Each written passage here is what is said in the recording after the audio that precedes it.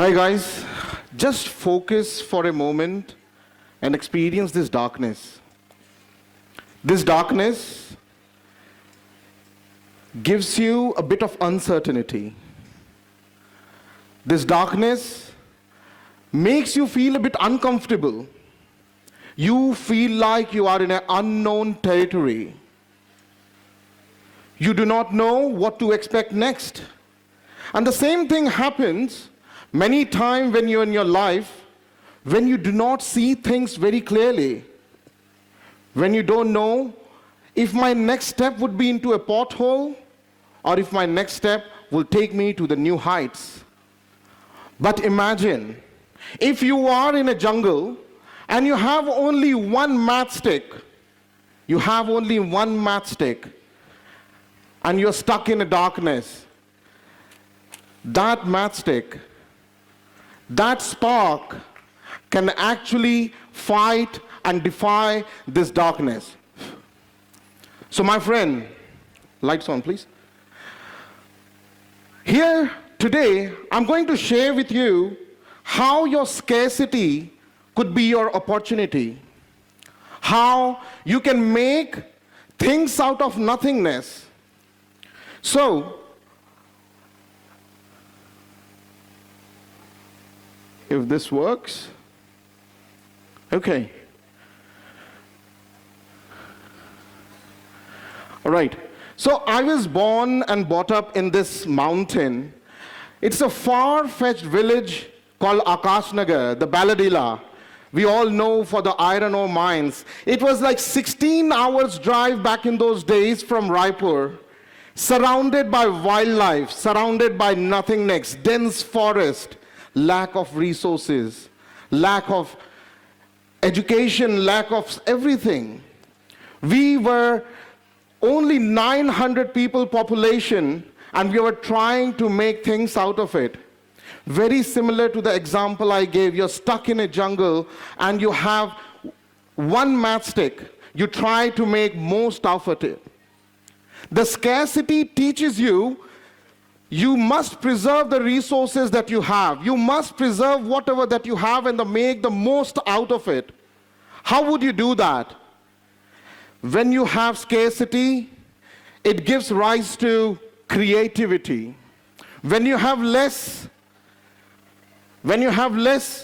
you try to do things that can make most out of that. If you have only one matchstick in that jungle, you would preserve that matchstick more than your life.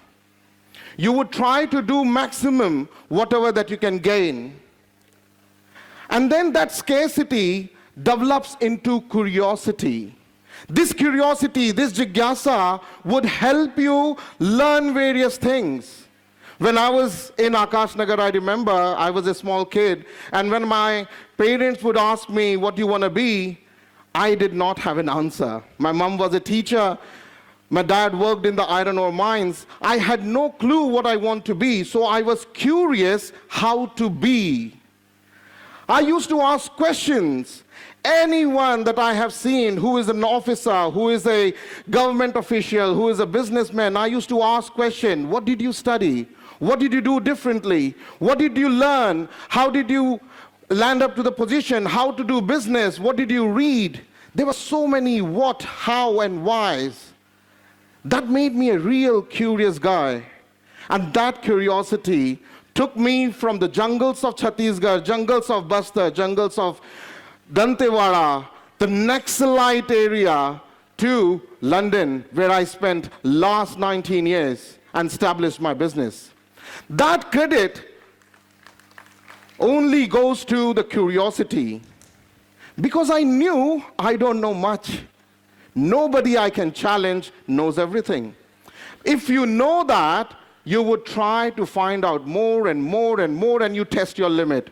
So the curiosity then progresses on to knowledge.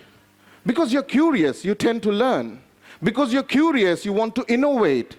So when you have less, when you have scarcity, you try to create, you try to innovate, you try to do things that is not normal.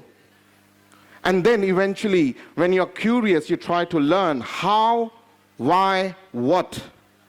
And when you have gathered all the knowledge, things starts to fall in place. So one of my anecdote, my nature of being curious took me to Hyderabad to pursue biotechnology. And I was fortunate to be a part of an event like this, where international delegates from Germany, from France, from London, from Paris, everybody has come. And I was the same one irritating kid. What did you do? How did you do it? Why don't you do this? How to become that? And by asking those silly questions, got me understood that there is a big opportunity outside India as well. Probably I should explore studying abroad, but remember, my parents had a humble background. My dad worked in iron ore mines, my mom was a teacher, and just by thinking about going abroad was out of imagination. When I spoke to a couple of my friends, what do you think about if I go and study abroad? They reacted as if I'm talking about going to Pluto. It is impossible. That was 2003, 2006. We did not have internet. We had to wait in the queue to go to the internet cafe, and that was a dial-up internet. The information was not available. How would you go abroad? How would you expand your wings? How would you fly? But then I knew I was curious. I knew I had to find answers. So I spoke to these gentlemen, few women, about studying abroad, finished my degree and worked for Dell Computers in London in a call center. I remember this mic from there. In a call center talking to British people. I accumulated a bit of money, right? And that was 30,000 rupees a month, was a huge amount of money for me. My expenses were only 3,000 rupees a month at that point in Hyderabad. So I was earning 30,000 rupees, I could save a lot. And then after getting an admission into one of the reputed universities in Cardiff, I told my parents, Dad, you know what? I really want to go to London. They were like, how will we fund? But then you know what? Like the previous speaker was so fortunate. I feel so fortunate. My family, my relatives believed in me and they said, I will take a loan. You go ahead. They don't even think for a second what would happen. They have put the life's earning believing that I will make something out of it. So they took the loan. For the first time ever in my life, I stepped into an aeroplane. And I remember that feeling. It's a different smell. It's a different kind of people. I normally don't hang around with this kind of guys. I remember getting into that aeroplane. I didn't know how to buckle my seatbelt. It was the first time ever. And when I landed in London, a new weather, a new people, a new culture. But I knew one thing very clearly. I'm starting from negative because I have a loan. Not the loan of money, but the loan of trust. My uncle, who is actually from Raigarh, put his house on mortgage so that I can get an education loan. My family stood by me so that I can achieve my dreams. And that was a huge debt that I took with me, that I promised myself, enough of taking. This is the time of giving back. To the family who is supporting me, to the country who has gave me the opportunity, my motherland, India, and to the society. That gave me a very clear focus.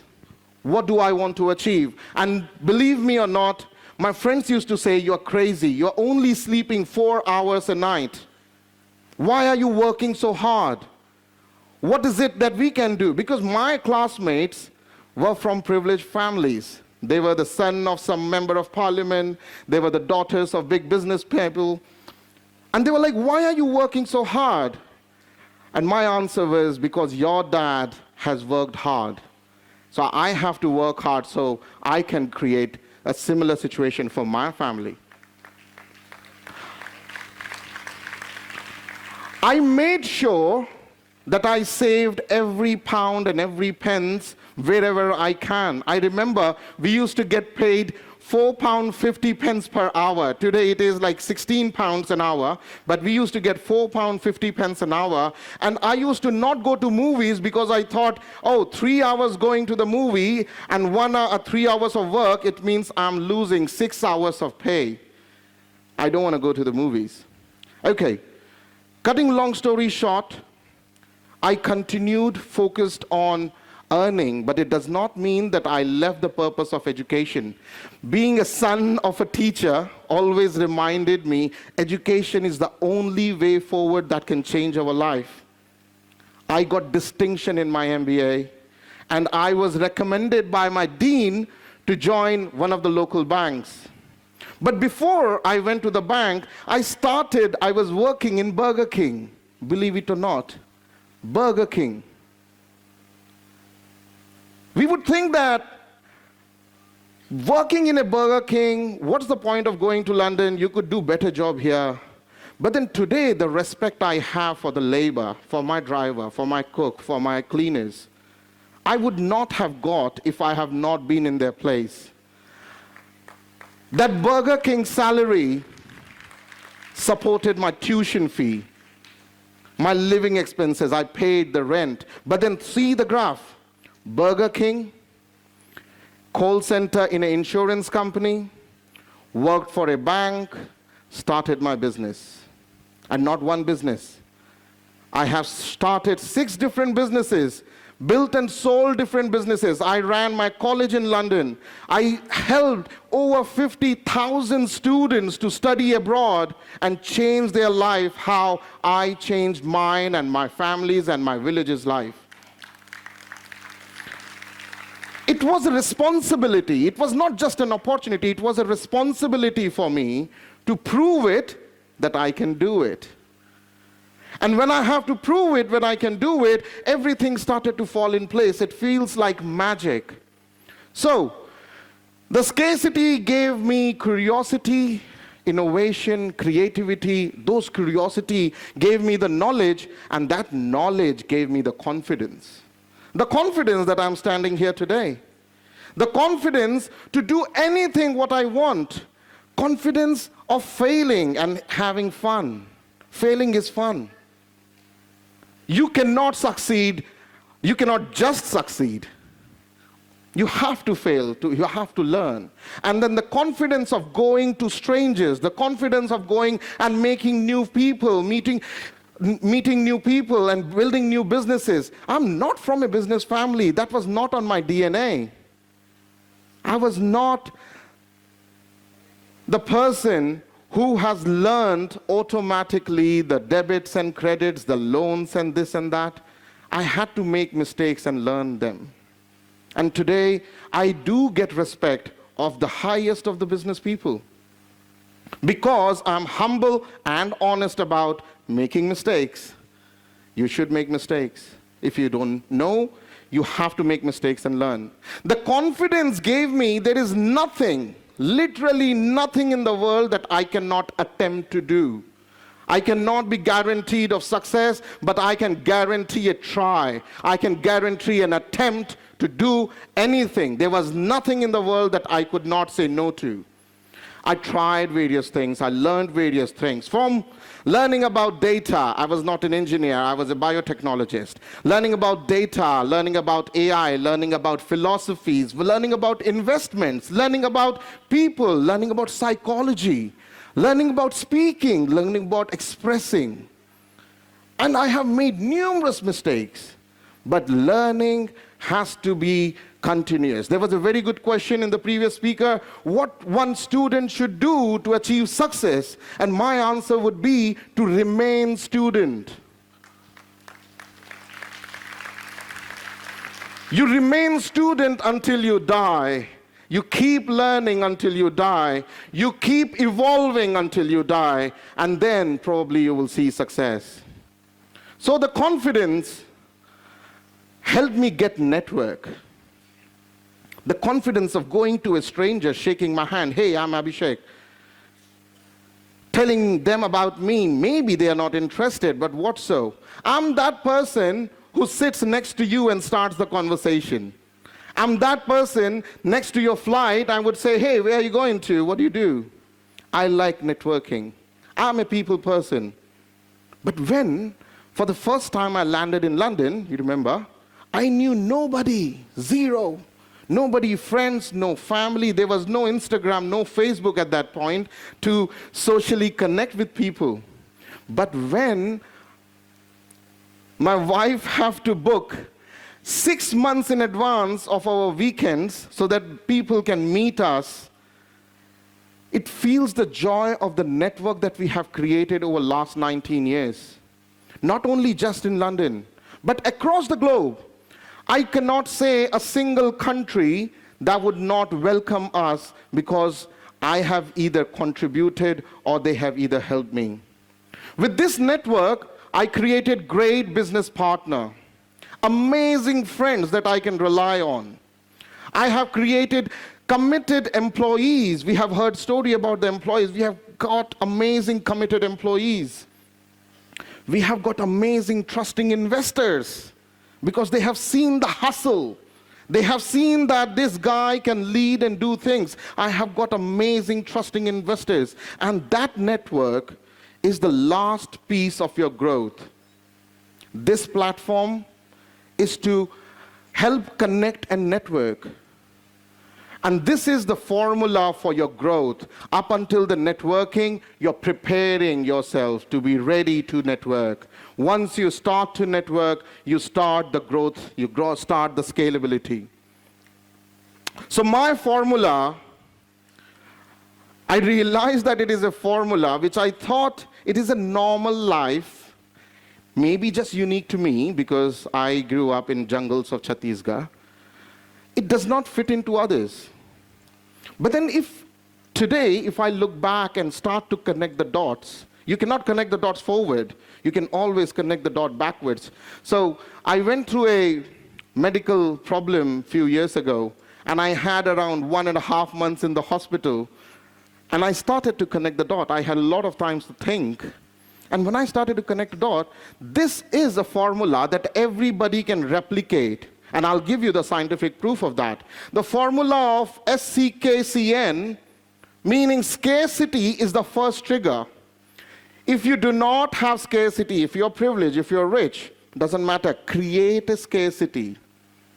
You need to create for your kid, for yourself, saying that, go take a loan and do this. You have to do it within this. You have to manage within that because scarcity would create creativity. They would create creativity. It would infuse innovation. So either you embrace the scarcity if you have, if you don't have, create a scarcity, then remain curious, remain a student, a lifelong student. Stay foolish. Call yourself a fool. Because if you don't call yourself a fool, if you say, I'm the Pandit, you would stop learning.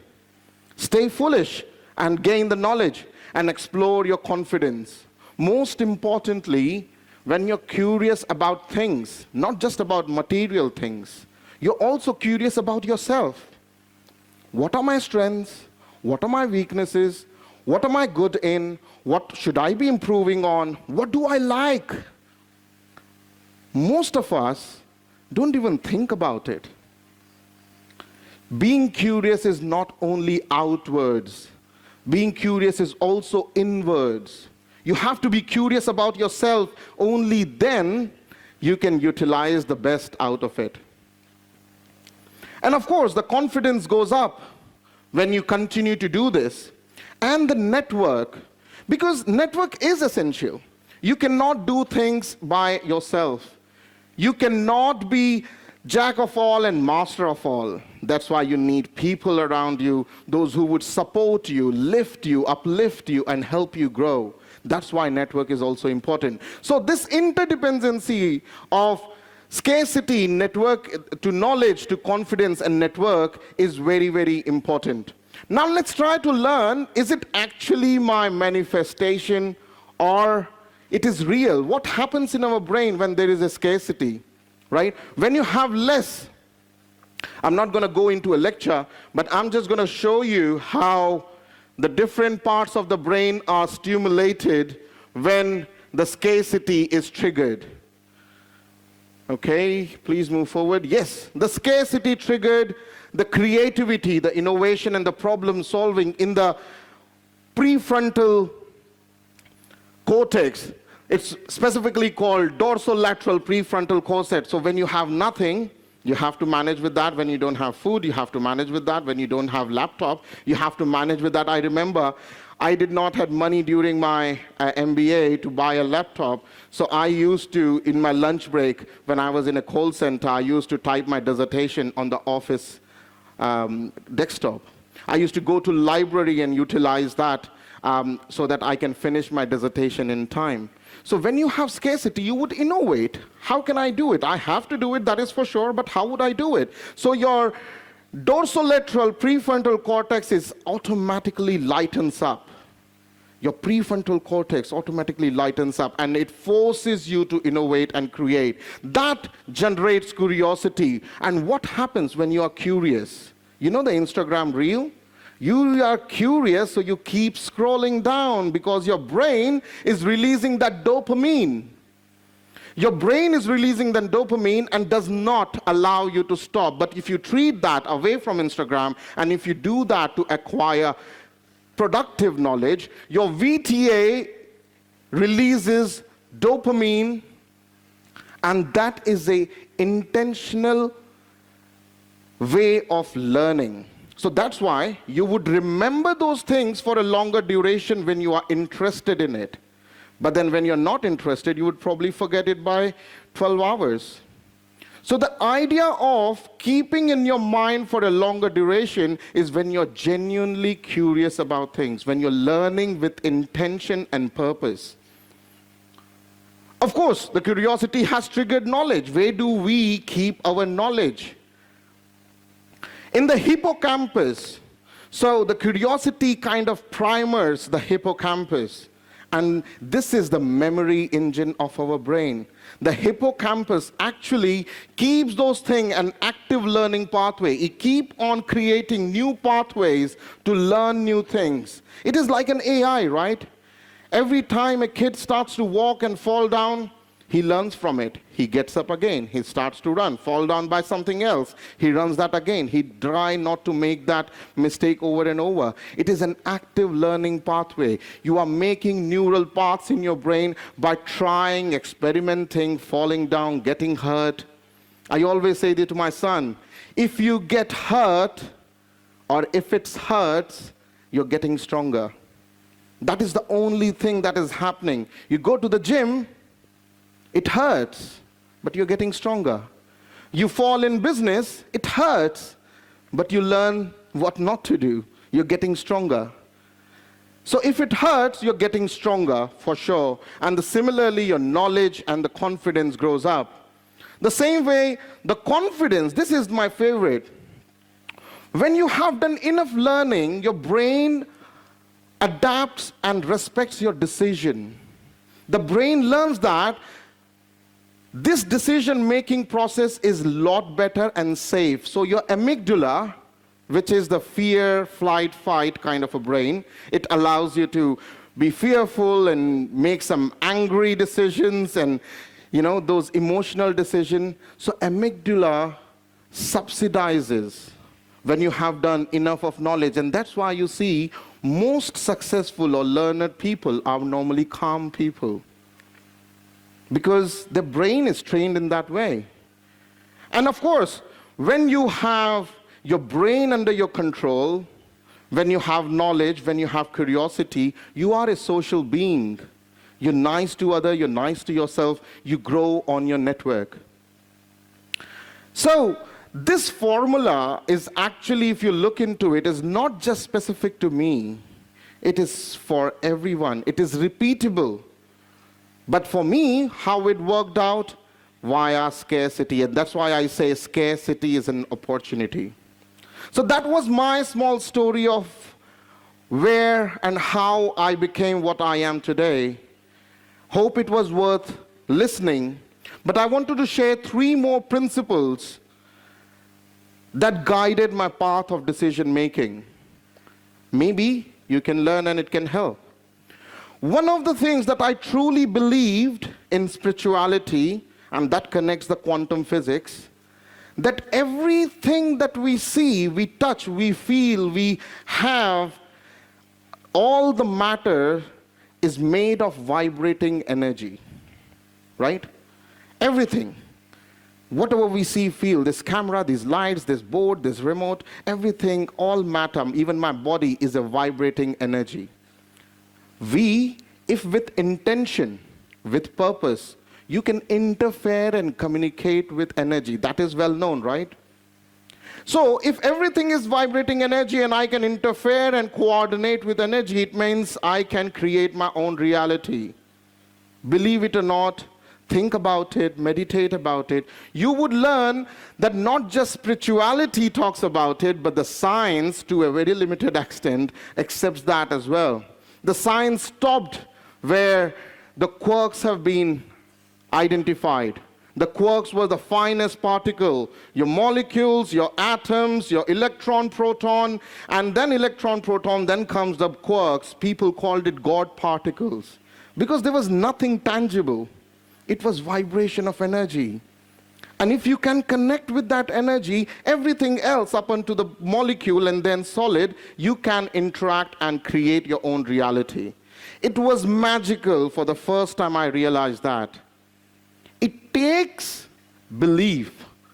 Why for some people an idol becomes a god? Why for some people a prayer becomes a god? Why for some people only a color becomes a god? Because the belief makes the reality. You cannot say it is real for them and it is not real for them and it is not real. For everyone it is real because the belief makes it real. So you have the power to make your own reality. You can do anything. You have the power. This is a blessing. If you have not heard of this, this is a blessing. One time, if you close your eyes and whoever you pray to and ask him, I want this, we have a blessing. Yes, you will get as long as you believe in it. For you to believe in it, you need to know as long as you know what you want. Many of us, we don't even know what we want. We only comes down to big car, more money, and that's it, these material things, right? If you first figure out what you want, and you believe in that you're going to get it, the reality automatically comes in. And there is this alchemist cliche, right? If you want something with a true heart, the universe comes down to you. There's a different way of saying the same scientific theory. So this quantum physics and spirituality always guided me and gave me the confidence that I'm creating my own reality.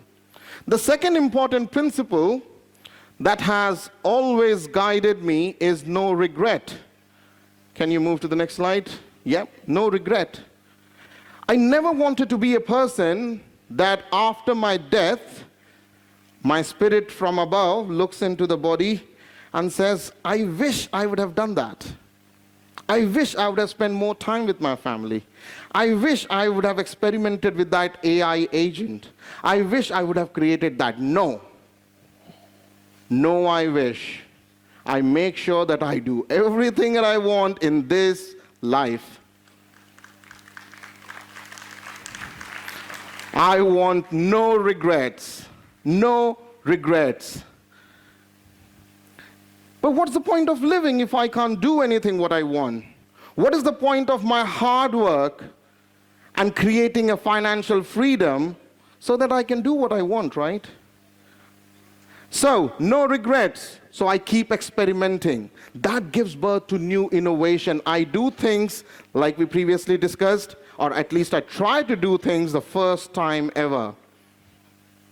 We do new innovations with technology, with science, with management styles.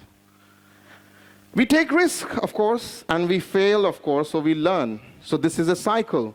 So having no regrets has been the way I have lived my life so far, and I hope I will continue that way. And the third principle that especially my mother taught me since I was a kid, you need to be like a water. Take the shape of the container. You need to be like a water. You need to be flexible and adaptable. If I'm in India, I'm Indian. If I'm in Britain, I'm British. If I'm in France, I'm French. I need to be adaptable. But don't take me wrong. I'm not talking about losing your identity. In Britain as well, I have my values. In France, in America, I have my values. I know my roots. I know my humble beginning. So adaptability helps me understand and fight the tough situation because I can gel in. I can adapt to the shape of the environment. I can adapt and create things out of it. So my adaptability many times may appear as weakness, but then it has always helped me become one. It has always helped me win people. It has always helped me navigate my path. So these are the three principles that I have implemented in my life. So the last words of my speech is keep that light on, keep that spark on. Don't be afraid. The darkness has to come. What comes is the light after the darkness. Transform. The slide is slightly moved. So transform from the village to wherever you are, from the bad to the good. You are the only one who would know where you're good at and not good at. Nobody should be telling you, not your teachers, not your principal, not your parents, not your brothers. You know I made this mistake. You know I just lied. You know I shouldn't have discussed this with my kid. You know that I fooled a business. If you have made mistake, acknowledge and correct it. That is how we are. We keep learning, we keep improving. Of course, and always give back. I think that was the common theme across all the speakers. It is about giving back. This earth, this life, this energy gives you so much you don't realize it. Even when you don't ask. I don't ask for this oxygen, it is going in. I'm alive because of that. Sometimes you get even when you don't ask. So you must start to give, however small, in terms of money, in terms of time, in terms of expertise. That's why probably I like speaking, because this is a way, one of the many ways of giving back. It has reminded me my motherland, India, needs to be given back. We are trying to encourage new projects in India. We are implementing AI hub, AI space in Chhattisgarh. We are trying to build better education framework. We are trying to give back so that my motherland, who gave me so much, gets back from me. Thank you very much. Thank you for listening.